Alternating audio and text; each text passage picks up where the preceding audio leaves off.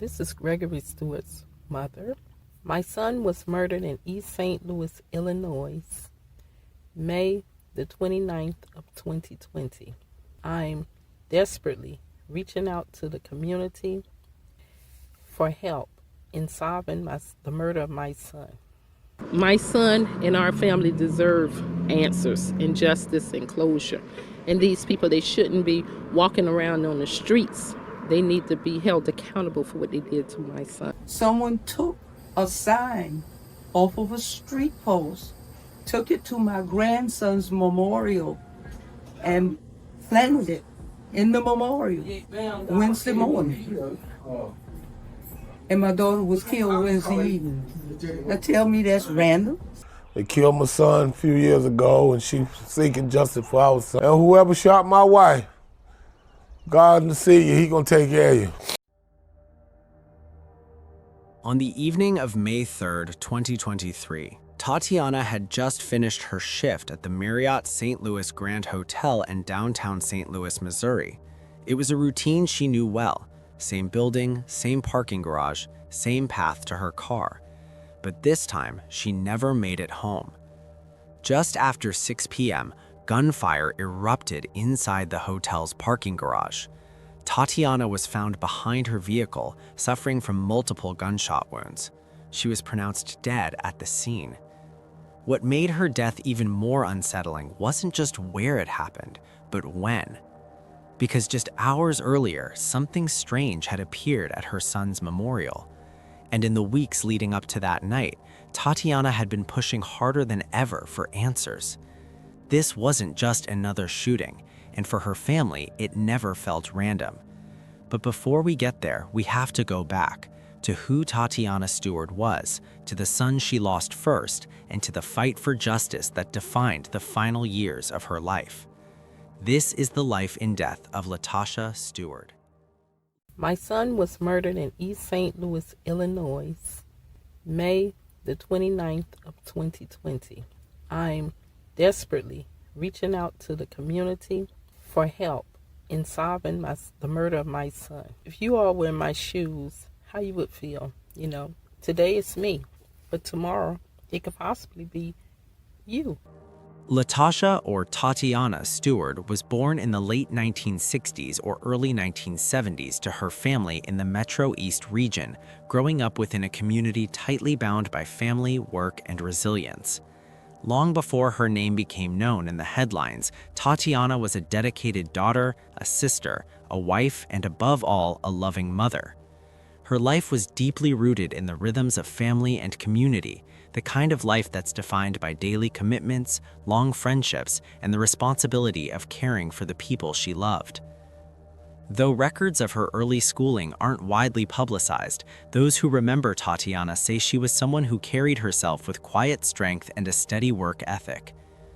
She learned early on the value of responsibility, discipline, and perseverance, traits she would carry with her into adulthood and into every role she would later take on. Tatiana found long-term stability in the hospitality industry, eventually working at the Marriott Hotel in downtown St. Louis, Missouri. It wasn't a short-term job or a temporary stop. It was a place she stayed for years, building a routine that shaped her days and anchored her responsibilities. Her schedule was predictable, her commute familiar, her work ethic consistent.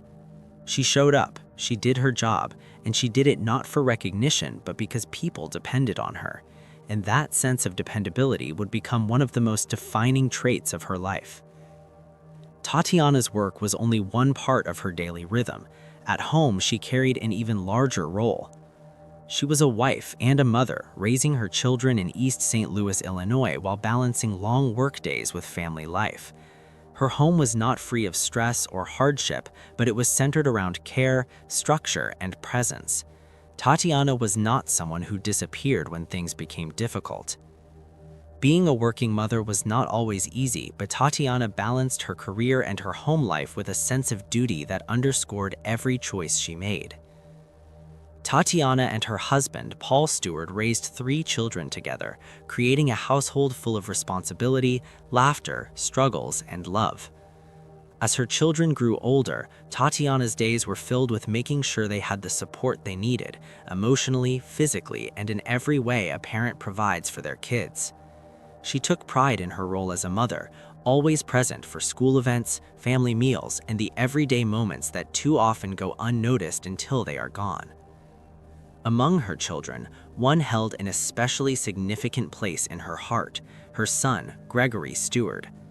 As a child, Gregory was described by family and friends as thoughtful, warm, and full of potential, a young man with a future that seemed bright and full of possibilities.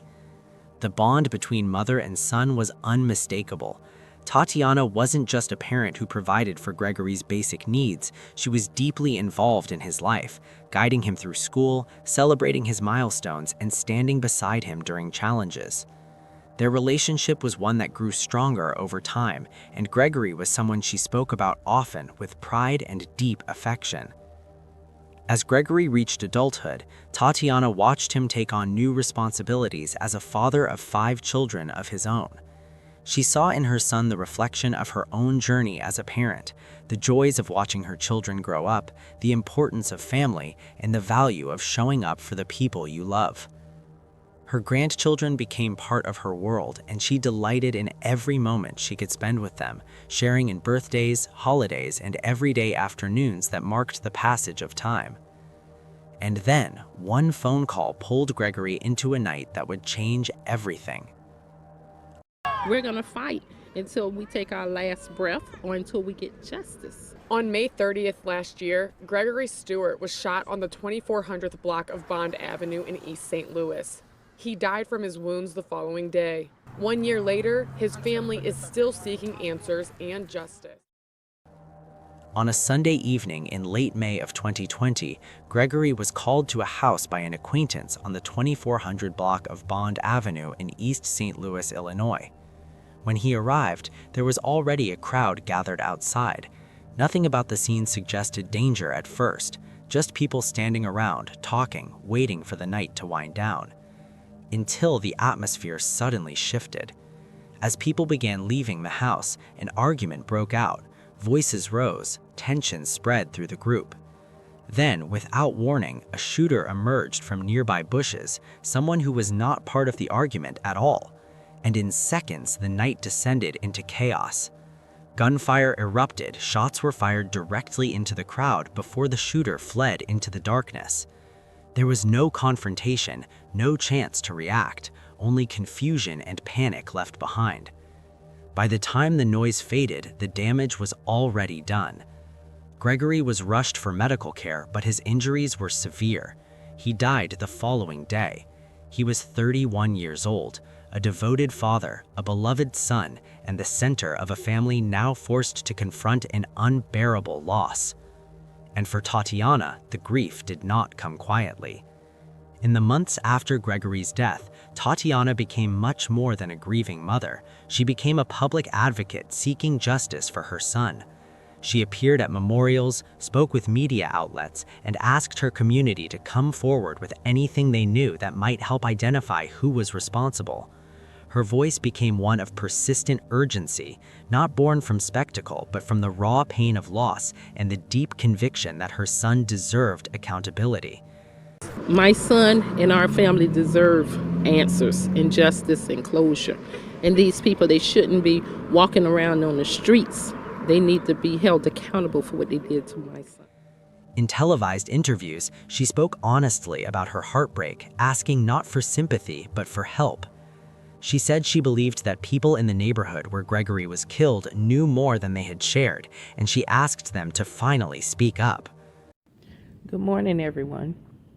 Today is October the 21st of 2021. Today makes exactly almost 17 months since our son, Gregory Stewart, was murdered at 2408 Bond Street in East St. Louis, Illinois. Our family, we are desperately seeking out and reaching out and trying to spread the awareness and bring the community awareness out to the public about the murder of our son, prayerfully leading to the individuals that knows what happened to our son and who's responsible will come forward and give information and give statements They can contact the Illinois State Police, or they can contact the Crime Stoppers at 1-866-371-8477 and remain anonymous as we speak. The reward for our son is being increased. Our family, we desperately need the help of the community, and we're begging anyone with information to please contact either the local Illinois State Police or your local authorities or the Crime Stoppers. Please help us to solve the murder. She appeared alongside her husband and loved ones at events meant to remember Gregory's life and call for community action. Friends and neighbors joined them, releasing doves, placing flowers, and sharing in the collective sorrow that was born from a loss that felt unfair, unresolved, and too early. Still, no arrest was made. It was clear that Tatiana was not someone who remained quiet in the face of injustice. Her commitment to her son's memory became a central part of her identity, and it drew attention from people all around her, from media figures to local advocates, all of whom saw in something rare, a parent who refused to give up even when the system around her had not delivered any answers. Out here celebrating my son, Gregory Stewart, who was murdered in East St. Louis, Illinois, May the 29th of 2020. This is such a sad occasion. My son, he would have been 33 years old today. And unfortunately, this is the way that we have to be with my son. My family, we're advocating and seeking and asking for justice, answers, and closures. Which, like I say, he was murdered May the 29th of 2020 at 2408 Bond Street in East St. Louis, Illinois.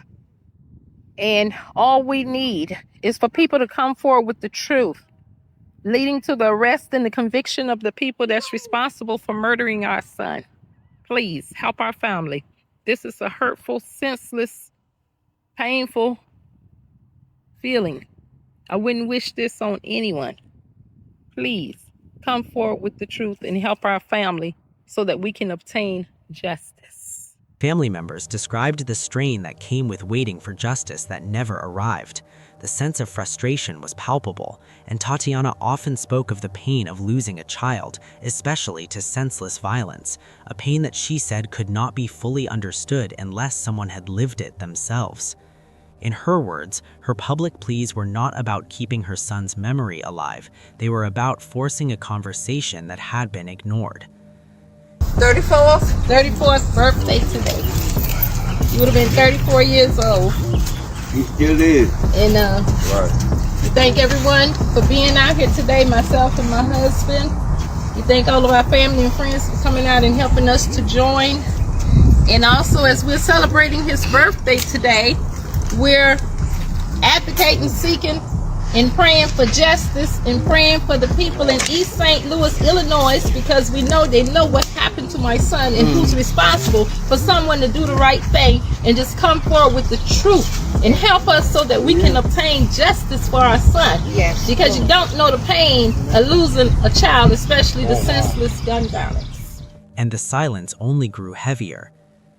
We're no longer over at that lot where Gregory Stewart was murdered 1 year ago, but it was an emotional sight to see his friends and family all gather together in his memory and march for justice. His parents still fighting to this day for his killer to get put behind bars.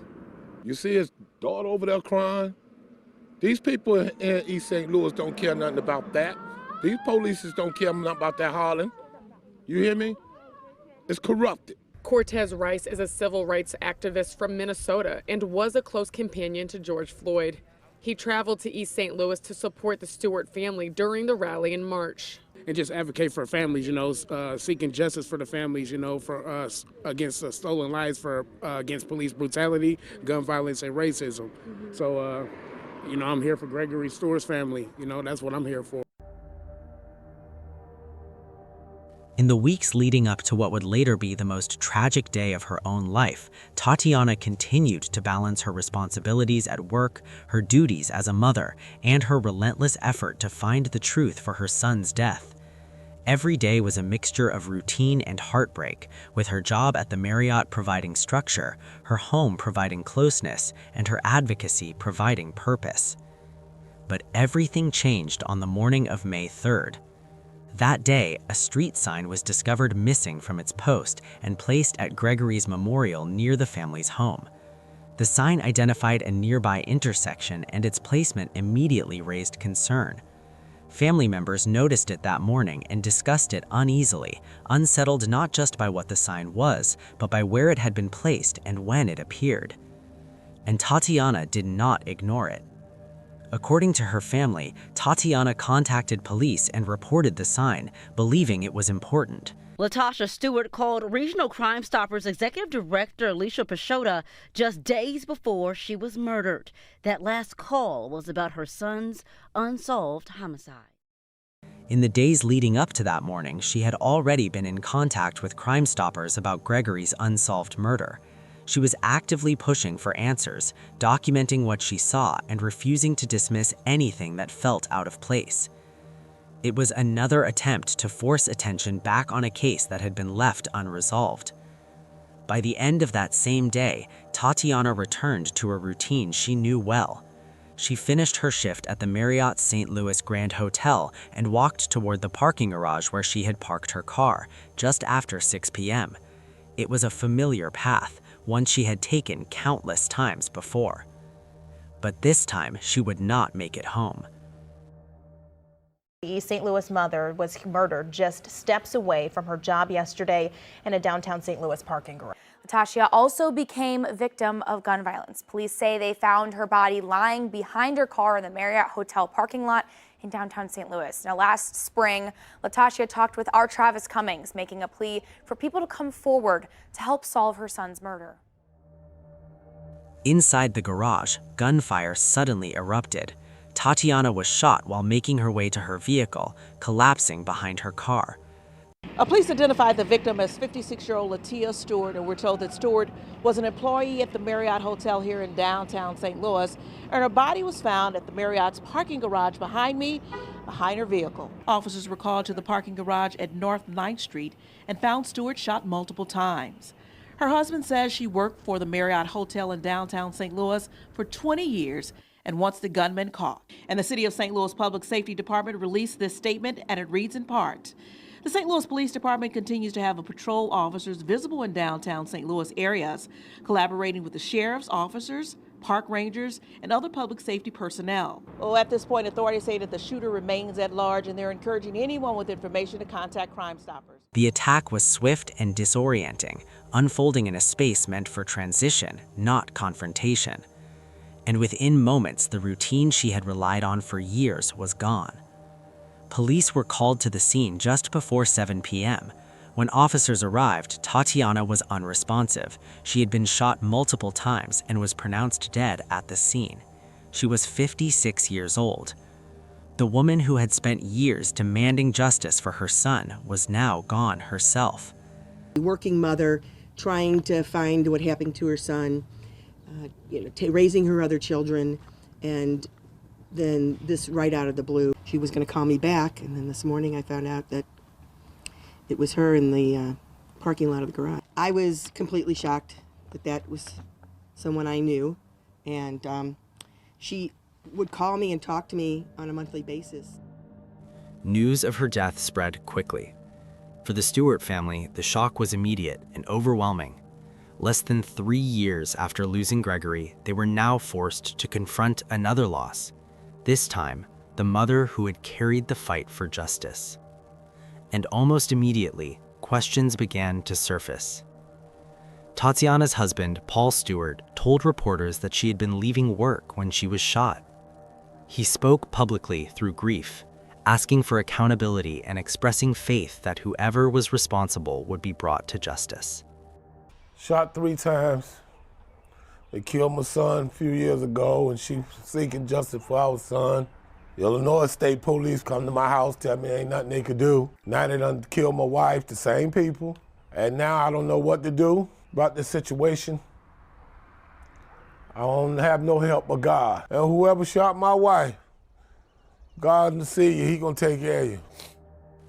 Family members, still processing the loss, returned to a detail they could not ignore: the street sign placed at Gregory's memorial earlier that same day.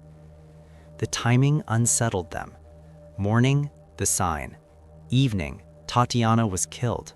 Yes, someone took a sign off of a street post, took it to my grandson's memorial, and planted it in the memorial Wednesday morning. And my daughter was killed Wednesday evening. Now tell me that's random? What did the sign say? What's the name of the street? 35th and Brady. 35th and Brady. What do you mean when you say a sign? It was a street sign. They pulled Talk up. over the street sign, they pulled up and went and set it on my baby brother's memorial, And 10 then, blocks away from his memorial. yes. While authorities worked the scene, the family struggled to reconcile the sequence of events.